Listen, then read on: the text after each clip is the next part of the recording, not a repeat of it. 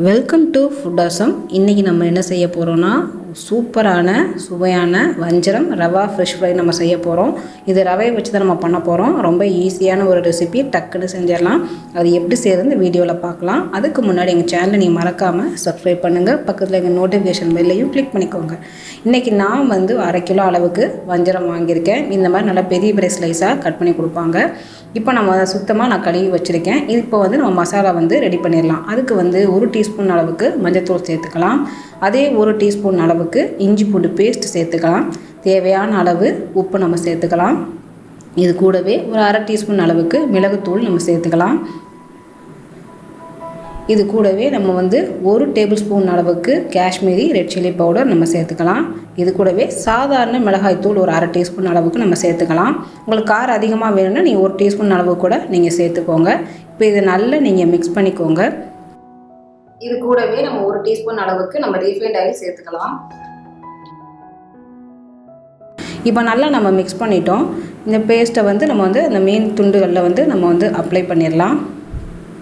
நல்லா 2 பக்கமும் நல்லா நீங்கள் அப்ளை பண்ணிடுங்க. இது கூடவே உங்களுக்கு தேவைன்னா நீங்கள் லெமன் ஜூஸ் கூட நீங்கள் ஆட் பண்ணிக்கோங்க. இப்போ நல்லா நம்ம 2 பக்கமும் நல்லா மசாலா நம்ம தடவிட்டோம். இப்போ நம்ம மசாலா தடவுனதுக்கப்புறமா நம்ம ரவையை ஒரு பிளேட்டில் தனியாக நம்ம கொட்டி வச்சுக்குவோம். அதில் 2 பக்கமும் நல்லா பெரட்டி நம்ம எடுத்துக்கலாம். நீங்கள் ரவையை ரைட்டாக நீங்கள் ரோஸ்ட் பண்ணிவிட்டு கூட நீங்கள் செய்யலாம். அதுவும் நல்லாயிருக்கும், டேஸ்ட்டாக இருக்கும். இந்த மாதிரி நம்ம எல்லா ஸ்லைஸ்லையும் இந்த மாதிரி மசாலா தடவி 2 பக்கமும் நம்ம ரவை படிகிற மாதிரி பெரட்டி எடுத்து வச்சுக்குவோம். இதை ஒரு ½ அன் ஹவர்லேருந்து ஒரு 45 மினிட்ஸ் வரைக்கும் நல்லா மேரினேட் பண்ண விடுங்க. அப்போ தான் உங்களுக்கு மசாலாலாம் நல்லா ஒட்டும். இப்போ நான் ஒரு 45 மினிட்ஸ்க்கு அப்புறம் நான் ஃப்ரை பண்ணுறேன். இப்போ பேனில் நான் எண்ணெய் ஊற்றிட்டேன். எண்ணெய் நல்லா காஞ்சிருச்சு. இல்லை நீங்கள் தோசைக்கல்ல வறுக்கிறனா கூட நீங்கள் வறுத்துக்கோங்க. நான் இன்றைக்கி பேனில் தான் நீங்கள் வறுக்க போகிறேன். எண்ணெய் நல்லா காஞ்சதுக்கப்புறமா நம்ம மீன் துண்டுகளை நம்ம சேர்த்துடலாம்.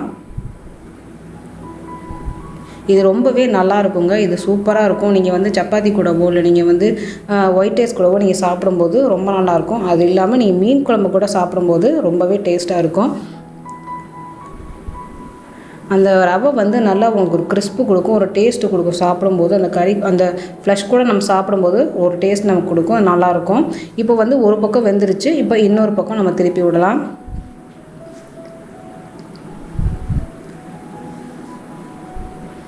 ரவை சேர்க்குறதுனால நமக்கு மசாலா பிரியாது, நல்லா ஒட்டிக்கும் மீனில். வஞ்சரம் சீக்கிரமே நமக்கு வெந்துடும். அதனால் ரொம்ப நேரம் வேக தேவையில்லை. ஒரு 3 நிமிஷத்துலேருந்து 5 நிமிஷத்துக்குள்ளே வெந்துடும், நமக்கு ரெடி ஆயிரும். நல்லா நீங்கள் மீடியம் ஃப்ளேமில் வச்சு நல்லா 2 பக்கமும் நல்லா திருப்பி போட்டு நீங்கள் எடுத்திங்கன்னா இந்த மாதிரி நமக்கு கிறிஸ்பாக நமக்கு ஃபிஷ் ஃப்ரை கிடைக்கும். இப்போ நமக்கு சூப்பரான சுவையான வஞ்சரம் ரவா ஃபிஷ் ஃப்ரை தயாராகிடுச்சு. இதை நீங்கள் ட்ரை பண்ணி பாருங்கள். செஞ்சு பார்த்துட்டு எனக்கு கமெண்ட் பண்ணுங்கள். இந்த வீடியோ பிடிச்சிருந்ததுன்னா உங்கள் ஃப்ரெண்ட்ஸுக்கு நீங்கள் ஷேர் பண்ணுங்கள், லைக் பண்ணுங்கள். நன்றி.